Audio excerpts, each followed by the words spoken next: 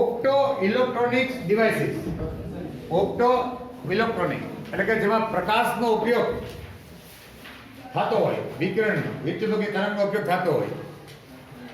કાં તો એની પર આપણે આપાત કરીએ છીએ, પીએન જંકશન ઉપર આપાત કરીએ છીએ, અથવા એમાંથી ઉત્પન્ન થાય છે. આ બે ઘટના ઘટે. તો આવી જે ડિવાઇસીસ છે, રચનાઓ, એને ઓપ્ટો ઇલેક્ટ્રોનિક્સ. ઓપ્ટો એટલે પ્રકાશ અને ઇલેક્ટ્રોનિક ડિવાઇસ એટલે આ પીએન ડાયોડ એવા અર્ધવાહકની રચના. એમાં આપણે મુખ્યત્વે 3 પ્રકારની રચના ભણવાની છે. બરાબર? એ ત્રણેય આપણે રોજબરોજના જીવનમાં ઉપયોગી છે. એક તો photodiode, LED, light emitting diode. LED તમે બધા પરિચિત જ છો, લાલ, પીળી, નારંગી, લીલી. અને ત્રીજું છે સોલાર સેલ. હા, હવે તો બધાને અગાસી ઉપર સોલાર પ્લેટો આવવા માંડી ને, એ સોલાર સેલ. આ ત્રણેય પીએન જંકશન રચનાઓ જ છે. પીએન જંકશન ડાયોડ જેવી રચનાઓ જ છે. એમાં અલગ અલગ કાર્ય માટે એને ઉપયોગમાં લેવામાં આવે છે. એમાં થોડોક ફેરફાર હોય. પહેલી વાત કરીએ આપણે ફોટો ડાયોડ. ફોટો એટલે આપણે ફોટો પાડીએ નહીં, કારણ ફોટો પડતો હોય છે. ફોટો એટલે પ્રકાશ. ફોટો એટલે પ્રકાશ. એ પ્રકાશની તીવ્રતા ઉપર, પ્રકાશની આવૃત્તિ પર આધાર રાખતો હોય, એના સિદ્ધાંતના આધારે કામ કરતો હોય, એને ઉપયોગમાં લઈને એવો ડાયોડ ફોટો ડાયોડ. એ પીએન જંકશન ડાયોડ જ છે. કયા પ્રકારે હોય તો કે એને આ રીતે આ પી વિભાગ, આ એક વિભાગ, પછી અહીં વચ્ચે છે આ જંકશન વિસ્તાર. સમજો? બરાબર? અહીંયા એને પ્રવેશવા માટે બારી હોય, પારદર્શક. પ્રકાશને પ્રવેશવા માટે. કોને? બરાબર? એને પ્રવેશવા માટે પારદર્શક બારી હોય. અને અહીંથી જેની આવૃત્તિ 1 હોય, એટલે જેની ઉર્જા છે ઈજી, એ આની બેન્ડ ગેપ ઉર્જા કરતા વધારે હોવી જોઈએ. શું હોવી જોઈએ? જેટલી અથવા વધારે હોવી જોઈએ. અને ઈજી ઉર્જા છે એક આવૃત્તિ છે, પ્રકાશની તરંગની આવૃત્તિ છે પ્લાન્કનો અચળાંક છે. તો આની બેન્ડ ગેપ ઉર્જા જેટલી ઉર્જા એનાથી વધારે હોય, બરાબર, તો જ આ કામ કરે, નકર નહીંતર કામ કરે નહીં.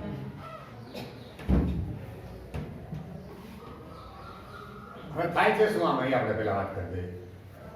હકીકતમાં જેવું આ બારીમાંથી પ્રકાશ પડે જંકશન ઉપર, યોગ્ય આવૃત્તિનું અથવા તો યોગ્ય તરંગ લંબાઈનું, કે એની જે થ્રેશોલ્ડ આવૃત્તિ હોય, જે ઓછામાં ઓછી જોઈએ છે એટલી આવૃત્તિ જોઈએ. મન થાય પ્રકાશ ન ચાલે.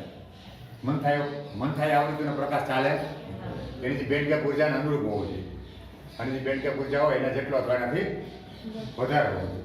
જેવો પ્રકાશ પડે આ બારીમાંથી, એટલે આ જંકશન વિસ્તારની અંદર જે બંધ હોય ને, સહસંયોજક બંધ, એના જે ઇલેક્ટ્રોન હોય ને, એ આ પ્રકાશ ઉર્જાનું શોષણ કરે, એબ્સોર્બ કરે, શોષીને ઉત્તેજિત થાય. ઉત્તેજિત થઈને બંધ તૂટે. એટલે આ જંકશન વિસ્તારનો બંધ તૂટે એટલે ઇલેક્ટ્રોન અને હોલના જોડકા ઉત્પન્ન થાય. ઇલેક્ટ્રોન અને હોલના જોડકા ઉત્પન્ન થાય. એમાં ઇલેક્ટ્રોન છે, આનું ક્ષેત્ર આપણને ખબર છે. આપણે ખબર છે કે આ પ્લસ હોય ને, ખ્યાલ છે? આ માઇનસ હોય. તો ક્ષેત્ર આ રીતે પ્લસ થી માઇનસ તરફ જંકશનમાં હોય છે. આ રીતે ક્ષેત્ર હોય. તો જેવા ઇલેક્ટ્રોન અને હોલના E અને H, આમ તમારે લખ્યું છે, E ઇલેક્ટ્રોન અને H એટલે હોલ, આ જોડકા ઉત્પન્ન થાય એટલે ઇલેક્ટ્રોન ઉપર છે ક્ષેત્રની વિરુદ્ધ બળ લાગે, કારણ કે ઋણ વિસ્તાર છે ને, તે પ્લસ તરફ આમ બળ લાગે. એને કારણે ઇલેક્ટ્રોન છે આ સાઈડ ભેગા થશે બધે, આ સાઈડ જાય. અને હોલ છે સતત દિશામાં બળ લાગે, હોલ આ સાઈડ બધે આવે.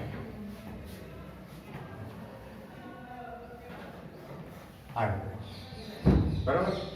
હવે જેવું તમે કોઈ લોડ અવરોધને જોડી દો આને, તો દેખીતી વાત છે, હોલ આ ભેગા છે, હોલ તો પ્લસ કહેવાય, તો આ પ્લસ અને આ માઇનસ, એટલે પ્રવાહ વહેશે પ્લસ થી અને આ પ્રવાહ માઇક્રો એમ્પિયરનો હોય. કેવો હોય છે? કારણ કે આમાં સંખ્યા બહુ ન હોય, એટલી બધી સંખ્યામાં ન હોય, તો જેવી તમારે પછી સંખ્યા બહુ માઇક્રો એમ્પિયરના ક્રમનો હોય. પણ જનરલી આ ફેરફાર જોવો હોય ને, ભાઈ ફેરફાર કેટલો થાય છે આની તીવ્રતા મુજબ, પછી તીવ્રતા વધારો આની I બરાબર P પાવર P/A, હે ને? પાવર વધારવાનો ગમે રીતે, તો પ્રવાહ વધે. પણ ફેરફાર જોવો હોય ને, આ બહુ ઓછો ફેરફાર હોય, તો આને હજી બેટરી દ્વારા રિવર્સ બાયસ દેવામાં આવે. શું દેવામાં આવે છે? એટલે કે પ્લસ છે ત્યાં માઇનસ, અને માઇનસ છે ત્યાં પ્લસ, એના પ્લસ. આની જેમ આને રિવર્સ બાયસમાં જોડવામાં આવે છે,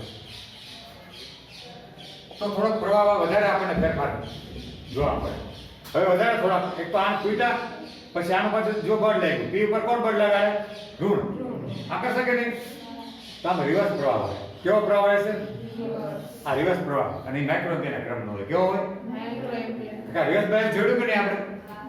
તો આ પ્રવાહ છે એ માઇક્રો એમ્પિયરના ક્રમનો હોય, અને આપણે માઇક્રો એમ્પિયર રાખી શકાય અને માપી પણ શકીએ. પણ પ્રકાશની આવૃત્તિ વધે, દાખલા કે લાલ રંગમાં આવૃત્તિ ઓછી છે તો ઓછો પ્રવાહ હોય. પછી કાની વાલી પીનારા નારંગી કરો પ્રકાશ, આવૃત્તિ હજી વધે તો વધારે પ્રવાહ ફેરફાર ન થાય.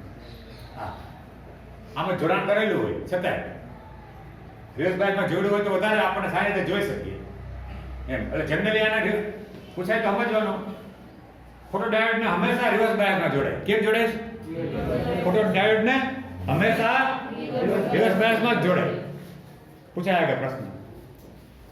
આ રીતે જોડ્યું હોય, હવે તમે આવૃત્તિ બદલાવો અને આવૃત્તિ અલગ અલગ બદલે તો પ્રવાહમાં પણ વધારો ન થાય, રિવર્સ પ્રવાહમાં વધારો ન થાય. અને તમને મારે કહ્યું છે કે હવે એક આકૃતિ આપી છે, હે ને? આપણે રિવર્સ પ્રવાહની જ વાત છે ને આમાં, તો જો અલગ અલગ આપ્યું કે નહીં પ્રવાહ, આમ આ તો I1, હે ને? આ I2, આ I3, આ I4. આ પ્રવાહ વધ્યો કે નહીં? આ મૂલ્ય વધ્યું કહેવાય ને, આમ નીચે જાય એટલે આ માઇક્રો એમ્પિયર ક્રમ તો વધે છે. એનું કારણ છે કે અહીંયા ઓછી આવૃત્તિ, એનાથી વધુ આવૃત્તિનો પ્રકાશ નાખો તો આ, એથી વધુ આવૃત્તિનો પ્રકાશ નાખો તો આ પ્રવાહ મળે, એથી વધુ આવૃત્તિનો પ્રકાશ ફેંકો તો આ મળે. અને જાંબલી કલર કરો તો સૌથી વધુ આવૃત્તિ, વધુ પ્રવાહ મળે. એમ તમને દેખાયું છે આકૃતિમાં, છે ને એવું? હા, અને રિવર્સ બાયસ બરાબર. અને આનો ઉપયોગ આમ તો જો સેન્સરમાં થાય. ક્યાં થાય? સેન્સરમાં. આ પ્રકાશને અમુક ચોક્કસ ફેરફાર થાય ને, આમાં પ્રકાશની તીવ્રતામાં ફેરફાર થાય, પછી તીવ્રતા પણ મહત્વની છે. લાલ પ્રકાશ ઝાંખો હોય અને એકદમ ચમકેલો હોય, મતલબ થોડો ઘાટો હોય. તીવ્રતા કેટલી છે એ આધાર રાખે. તીવ્રતા કેટલી છે? આવૃત્તિ કઈ હોય છતાં તીવ્રતામાં ફેર પડી શકે, છતાં તીવ્રતામાં ફેર પડી શકે. HF છે એ ચોખ્ખી જૂલ છે. HF શું છે? જૂલ. પછી જૂલ પ્રતિ સેકન્ડ, એક સેકન્ડમાં કેટલા ફોટોન આવે? એક HF આવે, 2 HF આવે, 3 HF આવે, તો એ તીવ્રતા વધી કહેવાય. શું કહેવાય? આવૃત્તિ હરકી જ છે. તીવ્રતા વધવી એનો મતલબ આવૃત્તિ વધવી નથી. હાલાકી આવૃત્તિ વધે તો પણ વધે પ્રવાહ, તો પણ પ્રવાહ વધે. તીવ્રતા, જો તીવ્રતાનું સૂત્ર જ આવું છે, I બરાબર P/A. સાચી વાત? આ પાવર એટલે જૂલ પ્રતિ સેકન્ડ અને એરિયા, હે ને? Metre square. તો આ ઘણી રીતે વધી શકે. આ જૂલ વધે પ્રતિ સેકન્ડ તોય થાય ને. એટલે જૂલ છે HF, આ 1 HF, 2 HF, 3 HF આ વિધા કરે એ તોય વધે ને. એના માટે કમસે કમ અમુક લઘુત્તમ આવૃત્તિ હોવી જોઈએ. લઘુત્તમ આવૃત્તિ એને થ્રેશોલ્ડ આવૃત્તિ કે હું કે આપણે ભણશું એ ફોટો ઇલેક્ટ્રિક અસર આવશે આપણે ભણવામાં પાઠમાં, એ બાકી છે દ્વૈતવાદમાં. એમાં તો અમુક ચોક્કસ આવૃત્તિ હોય તો જ ઉત્પન્ન થાય, નથી ઓછી આવૃત્તિ હોય તમે 2 તણાવમાં ગમેલા તમે HF નાખો ને, આને 1 ફોટોન કહે. HF એટલે 1 ફોટોન. કેટલો? આ 2 ફોટોન, આ 3 ફોટોન. જાણે કણ હોય ને એમ વર્તે, જાણે કણ હોય એમ મારો થાય ઉપર આમાં. તો 1 સેકન્ડમાં 2 પાણા મારો, કે 1 સેકન્ડમાં 3 પાણા મારો, કે 1 સેકન્ડમાં પાણો કોનો બનેલો હોય? HF નો. કોનો? એ તરંગનું કણ સ્વરૂપ છે. કેવું? તરંગ કણની જેમ વર્તે. અને એટલે કે દ્રવ્ય આપણે તરંગ છે, ઉર્જા એ કણ બની જાય, પદાર્થ બની જાય. અને ઘણીવાર પદાર્થ છે તરંગે બની જાય. એમાં એ તો એમ કહે છે ડી બોગલી કે આપણી પણ તરંગ લંબાઈ હોય, આપણી પદાર્થ પણ તરંગ બની જાય. તમે એનું સૂત્ર છે એ મુજબ તમે તરંગ લંબાઈ ગણો તો આપણે પણ તરંગ લંબાઈ મળે અમને, પણ એટલી ઓછી મળે એટલે ખબર પડતી નથી. એટલે એના મુજબ તો જો ખરેખર બહુ માઇક્રોસ્કોપથી જોવામાં આવે કે કોઈ વ્યવસ્થા હોય તો એમ કે આપણે હાલતા હોય ને તો તરંગની જેમ હાલતા. એમ કે છે આપણે આવશે હું વાત કરી શકું, પણ દેખાતું નથી. આવૃત્તિ એટલી વધારે છે એટલે ખબર પડતી નથી. એટલે પદાર્થ તરંગ વર્તે, તરંગ છે એ પદાર્થ તરીકે વર્તે, બે સ્વરૂપ છે. એટલે અહીંયા કણ સ્વરૂપે વર્તે છે. આ 1 ફોટોન 2 ફોટોન 3 ફોટોન તો ઉર્જા વધે, પણ અમુક ચોક્કસ આવૃત્તિ હોય તો જ આ કામ કરે. આનાથી ખ્યાલ આવ્યો ને? આ એક HF નું મૂલ્ય છે કમસે કમ આના જેટલું મોટું હોવું જોઈએ. એક HF નું મૂલ્ય. પણ તમે આ એક નાનું હોય તો આને થ્રેશોલ્ડ આવૃત્તિથી નીચે હોય એટલે એમાંથી ઇલેક્ટ્રોન બહાર કાઢી જ ના હોય. પછી તમે 1 HF નાખો કે 2 નાખો કે 3 HF દો, કાંઈ ફેર ન પડે. એક ફેરી 1 HF થી કામ થતું હોય ને પછી આ વધારો તો જૂલ વધે, અને પ્રતિ સેકન્ડ સંખ્યા વધી એટલે આ તીવ્રતા વધી, બરાબર? અથવા મીટર સ્ક્વેર ઘટાડો તોય તીવ્રતા વધે. ઘણી રીતે વધે. ટૂંકમાં તીવ્રતા કોઈ પણ વધે, પણ લઘુત્તમ જો એટલી જોઈએ પછી જ આ વાત છે. પછી તીવ્રતા વધારો તો જે બધે પ્રવાહ વધતો જાય. માઇક્રોએમ્પિયરમાં આનો ઉપયોગ સેન્સરમાં થાય. દરવાજામાં ફોટોડાયોડ રેક હોય ને આપણા પરિપથ બનાવીને, એટલે ચોક્કસ પ્રકારનો પ્રકાશ પડતો હોય, રાતનો હોય કે દીનો હોય, કોઈ પણ પ્રકાશ સાધન પ્રકાશ ન હોય એવું ન હોય તો કરી, બરાબર? એની મુજબ સેટ કર્યો હોય. અને જેવા કોઈ વચ્ચે આ ચોર કાઢા હોય જાય એને બાયણામાં એટલે એ અવરોધ થાય. પ્રકાશની તીવ્રતામાં શું પડે? ફેર. જેવો ફેર પડ્યો એટલે આ પ્રવાહ બદલી જાય. આ પ્રવાહ બદલી જાય, વધુમાં ઓછો થઈ જાય. ઓછો થઈ જાય એટલે ટ્રાન્ઝિસ્ટરને એને જેને કહેવાય ને કે લોજિક પરિપથ આપવો હોય એ તરત જ ટ્રાન્ઝિસ્ટર ચાલુ કરી દે અને એ જે એલાર્મ હોય એ વાગવા મળે. એટલે આપણે સેન્સર તરીકે કામ કરે છે. પ્રકાશની ફેરફાર થાય એને કારણે પ્રવાહ બદલાય, એને કારણે પરિપથમાં આપવું જે કાંઈ ફેરફાર થવો થઈ જાય, જે આપણે જોઈ શકીએ એવો અથવા સાંભળી શકીએ એવું. એટલે આ જેવું સેન્સર જેવું કામ કરે છે. એક ઉદાહરણ છે આમાં. ઉદાહરણ છે તો જો લઈ લો તો આ પ્રકારે છે. એમ કહેવા માંગે છે કે શા માટે ભાઈ આમાં આપણે રિવર્સ બાયસ જોડીએ છીએ? શું ફોરવર્ડ બાયસ જોડ્યો તો ન ચાલે? અને ફોરવર્ડ બાયસ જોડીએ તો પ્રવાહ તો વધારે મળે કે નહીં? પણ પ્રવાહ વધારે આપણે જરૂર નથી, આપણે ફેરફાર મહત્વનો છે. કારણ કે વ્યક્તિ આડો આવી જાય અને ન હોય ત્યારે એમાં ફેરફાર શું થાય? તો ફેરફાર છે ને રિવર્સ બાયસમાં વધારે નોંધાય છે ફોરવર્ડ બાયસ કરતાં. ફોરવર્ડ બાયસમાં પ્રવાહ વધારે હોય પણ પ્રવાહનો ફેરફાર એટલો જોવા ન મળે. જ્યારે રિવર્સ બાયસમાં પ્રવાહ ભલે ઓછો હોય પણ ફેરફાર ઊંચો હોય. એના માટે ઉદાહરણ તમને આપ્યું છે એમાં. એ ઉદાહરણ પેલું છે એ આ પ્રમાણે છે કે ભાઈ શા માટે આપણે એને રિવર્સ બાયસ જોડીએ છીએ? તો જો બહુ સરસ એને કહે છે કે ભાઈ આમાં જોડકા ઉત્પન્ન થાય પ્રકાશ નાખો એટલે હોલ ઇલેક્ટ્રોન ને હોલના જોડકા, તો જેટલા ઇલેક્ટ્રોન ઉત્પન્ન થાય એટલા જ વધારાના. ઓકે, તો જોવો જી આ મૂળ જે સંખ્યા હોય ઇલેક્ટ્રોનની એમાં નવા ઉમેરાના, નવા હું એને એડજસ્ટ કરું, બરાબર? અને જે જૂના પી હતા એમાં નવા પી ઉમેરાના, એને પી ડેશ કહે. એટલી સંખ્યા થઈ, બરાબર?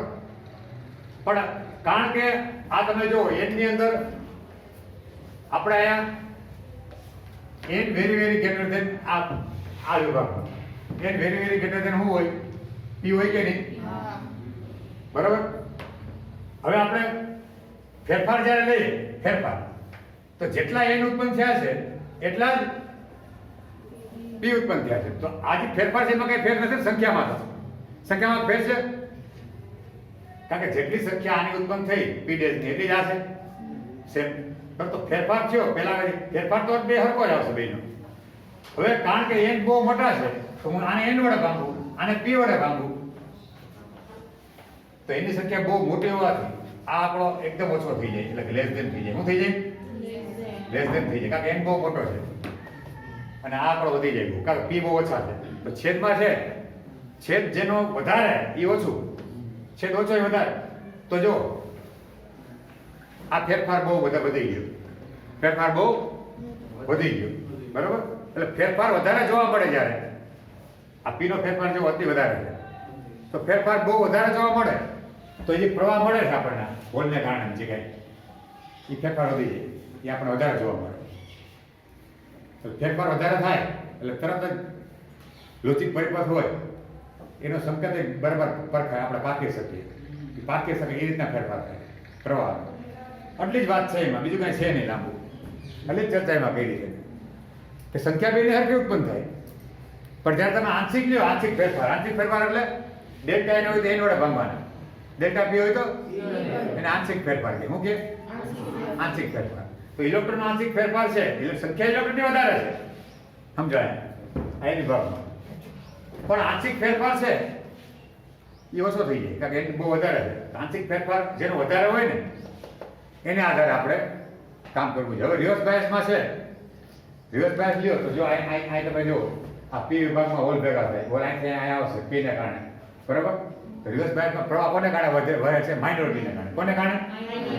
માઇનોરિટીને કારણે. રિવર્સ બાયસમાં તો માઇનોરિટીને કારણે પ્રવાહ વહેતો હોય અને માઇનોરિટીમાં ફેરફાર થાય વધારે પડતો, આ પી જે ઉત્પન્ન થયા સમજો, અહીંયા માઇનોરિટીમાં હતા, આ એનમાં, અહીં એનમાં મેજોરિટીમાં તો એનું હોય અને માઇનોરિટીમાં શું હોય? પી હોય, બરાબર છે? તો એમાં જેટલો ફેરફાર, એનો આંશિક ફેરફાર જેટલો વધારે અને માઇનોરિટીને કારણે જ પ્રવાહ મળે છે. રિવર્સ બાયસમાં પ્રવાહ કોને કારણે મળે છે? આપણે ભણી ગયા માઇનોરિટીને કારણે, બહુ ઓછો હોય. અને માઇનોરિટીનો આંશિક ફેરફાર જો બહુ મોટો છે, માઇનોરિટીનો આંશિક ફેરફાર બહુ મોટો છે, એને કારણે આ શેમાં જોડાય છે? Reverse bias. ફોટોડાયોડને હંમેશા રિવર્સ બાયસમાં જોડવામાં આવે, કારણ કે આમાંથી ઇલેક્ટ્રોન હોલના જોડકા તૂટ્યા એટલે ઇલેક્ટ્રોન અહીંયા ગયા અને હોલ અહીંયા આવ્યો, બરાબર? તો અહીંયા તો હોલ છે, અહીં વાત કરું તો અહીં હોલ માઇનોરિટીમાં છે કે નહીં? અને પ્રવાહ કોને કારણે મળે? માઇનોરિટીને કારણે. તો ફેરફાર કેમાં વધારે થાય છે? આંશિક ફેરફાર વધારે કોનો છે? માઇનોરિટી ચાર્જમાં છે કે નહીં? અને પ્રવાહ માઇનોરિટીને કારણે મળે છે, અને ફેરફાર એમાં વધારે થાય, આંશિક ફેરફાર. એને કારણે આને રિવર્સ બાયસમાં જોડવામાં આવે. આ દાખલાને એટલું જ કહેવામાં આવે. એટલે બહુ ચિંતા એમાં કે બહુ લાંબુ ચિંતા કરવી નહીં, એને કહેવાનો ભાવ ના થાય, બરાબર? હે આ લખી લાવો, દાખલામાં તો બસ આ જ છે, લખી લે.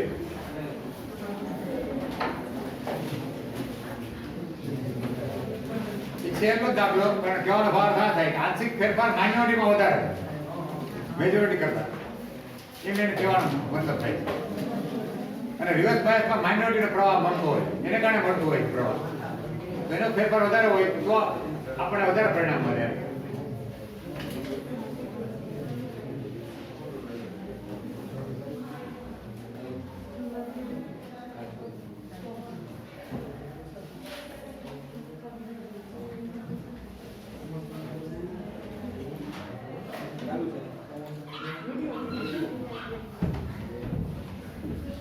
ભલે ચાલુ રહે, બરાબર લખનાવન કરતા હવે હું ભૂલી જાય ચાલુ કરતા. હા યાદ દેવરાજ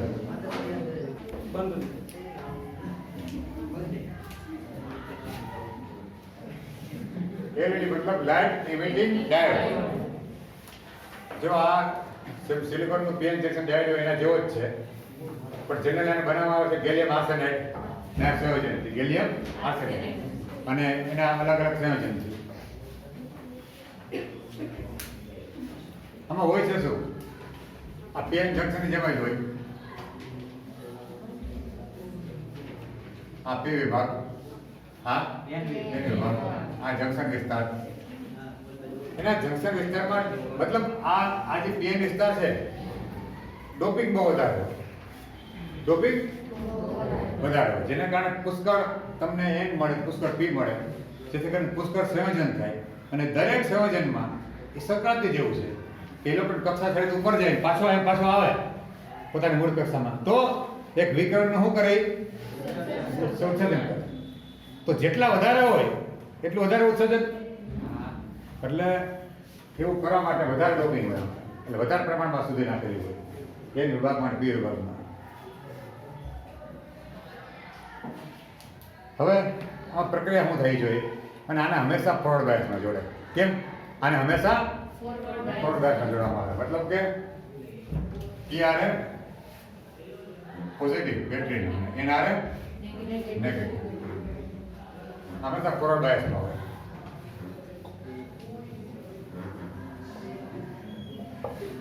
હવે થાય છે શું આમાં કે જ્યારે ઇલેક્ટ્રોન, અહીંયા મેજોરિટી ઇલેક્ટ્રોન હોય છે, આયન, બરોબર, અહીંયા મેજોરિટી ઇલેક્ટ્રોન હોય, અહીંયા મેજોરિટી હોલ હોય.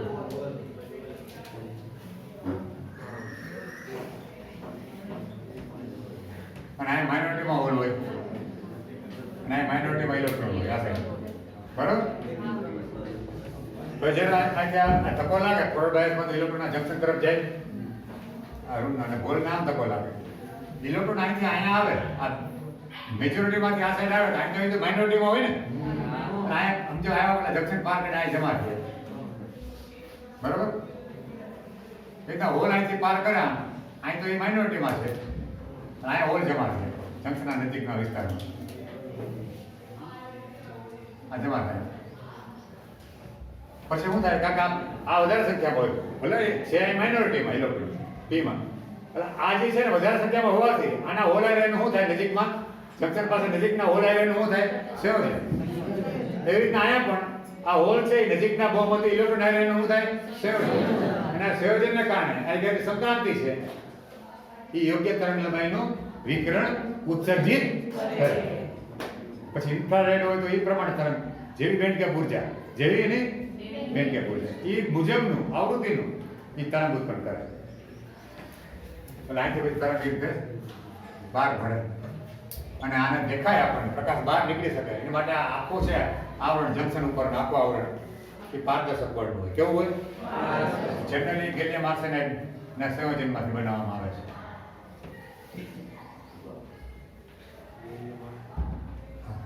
આ સંયોજન હોય, ઓલું ખાલી સિલિકોન નું હોય ને, અથવા જર્મનિયમ, એને બદલે આ સંયોજન ગેલિયમ અને આર્સેનાઇડ, બરોબર. અને એનું આમ તો જનરલી આવું હોય છે, ગેલિયમ આર્સેનાઇડ, ગેલિયમ છે, બીજું એક સંયોજન આવું છે ગેલિયમ આર્સેનાઇડ ફોસ્ફરસ, આ વપરાય છે. અને એમાં પ્રમાણે કંઈક આવું છે કે જો અહીંયા x હોય, p નું માપ તમે x જેટલું રાખો તો આનું 1 - x જેટલું રાખો, બરોબર. આ તમે 0.4 રાખો તો આ 0.6 રાખો. જ્યાં x છે 1 થી નાનો છે, x છે 1 થી પ્રમાણમાં એ રીતે આ LED બને છે. હવે આ જે હોલ મેં કીધું એમ કે ભાઈ આ જે મેજોરિટી હોલ છે, અહીં તો માઇનોરિટીમાં છે, એ અહીંના મેજોરિટી ઇલેક્ટ્રોન આયરન સંયોજાય અને યોગ્ય તરંગ બેન્ડ ગેપ ઉર્જા હોય એના જેટલી અથવા એનાથી સેજ ઓછી આવૃત્તિની તરંગ ઉત્પન્ન કરે, બરાબર. એ રીતના આ ઇલેક્ટ્રોન છે નજીકના હોલ આયરન સંયોજાય અને બેન્ડ ગેપ જેટલી આવૃત્તિની તરંગ ઉત્પન્ન કરે. આટલું થઈ ગયા પછી એક સવાલ એ થાય કે ભાઈ દસ્ય પ્રકાશ ઉત્પન્ન કરવો હોય, દસ્ય પ્રકાશ, તો બેન્ડ ગેપ ઉર્જા કેટલી હોવી જોઈએ? તો કે દસ્ય પ્રકાશને તમે જુઓ તો તરંગ લંબાઈ છે 700 નેનોમીટર થી, બરાબર, 400 નેનોમીટર છે ને. તો આને અનુરૂપ તમે આવૃત્તિ ગણો ને hf થી, E = hf, f એટલે c/λ. સાચી વાત? તો એક તો પ્લાન્ટમાં અચળાંક મૂકી દો, કિંમત c મૂકી દો અને આ લેમડા મૂકી દો. અહીં હિસાબ કિતાબ કરજો તો આ ભાગ છે ને વધુ તરંગ લંબાઈ એટલે ઓછી આવૃત્તિ. આ જવાબ આવે છે, આ જૂલમાં આવશે. આ શેમાં આવશે? જૂલમાં. પછી એને e વડે ભાગવાનું, 1.6 × 10⁻⁹ એટલે એ EV માં આવી જાય. શેમાં આવી જાય? EV. તો આ 1.8 EV આવે ઊર્જા, અને આના માટે છે વધુ 3 EV. કેવું? આ જાંબલી ના રાતો પ્રકાશ ઉત્પન્ન કર્યું હોય તો 1.8 EV અથવા એની આ સેટ વધારે ટાટાના સેટ હોય 1.9 EV વાળો આપણે બેન્ડ ગેપ કરવું જોઈએ, બરાબર. અને ગેલિયમ આર્સેનાઇડ બને. અને બીજું આનાથી ઓછી હોય આ રાતો પ્રકાશ છે, રાતાથી વધુ તરંગ લંબાઈ હોય તો ઇન્ફ્રારેડ કહેવાય ને. તો એના માટે છે બેન્ડ ગેપ ઉર્જા ઇન્ફ્રારેડ માટે એ 1.4 eV. કેટલી? 1.4 eV. એ આપણે દેખાય નહીં પણ એનો ઉપયોગ થાય રિમોટ કંટ્રોલમાં. શેમાં? આગળ હોય ને એ ઇન્ફ્રારેડ છે. એલઈડી જ છે પણ ઇન્ફ્રારેડ આપણે દેખાતી 1.4 eV. તો આ રીતેની રેન્જ હોય છે બજારમાં. અને આના સંયોજનથી મેં કીધું સંયોજનમાં તમને એક સંયોજન લીધું છે આ લોકોએ ગેલિયમ આ 0.6 લીધો છે, આ 0.4 લીધો સમજો અહીં. તો આ કેટલું થશે આર્સેનાઇડ 1 - 0.4 એટલે 0.6. અલગ અલગ 1.6 તો 1.4 આવે આર્સેનાઇડ. એવું છે કે નહીં? શેના માટે છે? કયા પ્રકાશ માટે? લાલ પ્રકાશ માટે. એટલે કે આનો 1.9 થી સેજ વધારે, 1.8 થી સેજ વધારે 1.9 eV. ઓકે, એની બેન્ડ ગેપ ઉર્જા લાલમાં સેડ હોય એ રીતના તારે સંયોજન વપરાય છે. બજારમાં લાલ, પીળી, નારંગી એવી એલઈડી મળે છે. અને શ્વેત સફેદ પ્રકાશ બહાર આવે એવી એલઈડી ઉપર પણ કામ થઈ રહ્યું છે. મને અત્યારે મને જે આવે છે એલઈડી બલ્બ આવે છે ને સફેદ પ્રકાશ. અને એમાં તમને કહે છે કે ભાઈ પેલા લેમ્પ હતા આ ઈચ્છા પણ આમાં આ છપાણી થઈ જ કદાચ નહીં જે એટલું બધું સફળ થયા હોય લોકો. કારણ કે આ તો બધું પહેલાંનું હોય ને આપણે ભણતા હોય વર્ષો પહેલાંનું એમ આવી ગયું. આવતા આવતા બહુ વાર લાગે. કારણ પહેલાં તો બ્રિટનની રોયલ સોસાયટી હોય વૈજ્ઞાનિકોની, ત્યાં જાય ને મંજૂર થાય પછી પાઠ્યપુસ્તકમાં આવે. તો પાઠ્યપુસ્તક ને પણ આ પેલા એનસીઆરટીમાં હતું.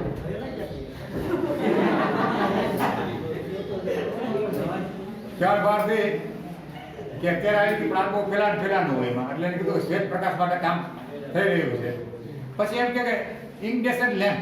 ઇન્કડેસન્ટ લેમ્પ એટલે કેવો ફિલામેન્ટ વાળો ના આવતો પીળો ઈ લેમ્પ, એની સરખામણીમાં બહુ ફાયદાકારક છે એલઈડી.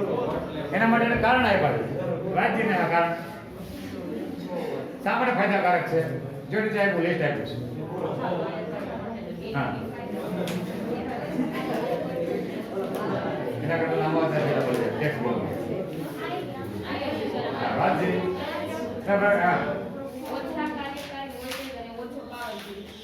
જો આમાં આ 10 વોલ્ટ કે 9 વોલ્ટ નો હોય બરાબર. હવે ઓલો 100 વોલ્ટ નો હોય ઇન્ડેક્સ, તે આપણે પ્રકાશ મળતો એના જેવો જ પ્રકાશ આ ખાલી 10 વોલ્ટમાં કે 9 વોલ્ટમાં મળે છે. વોટમાં બરાબર.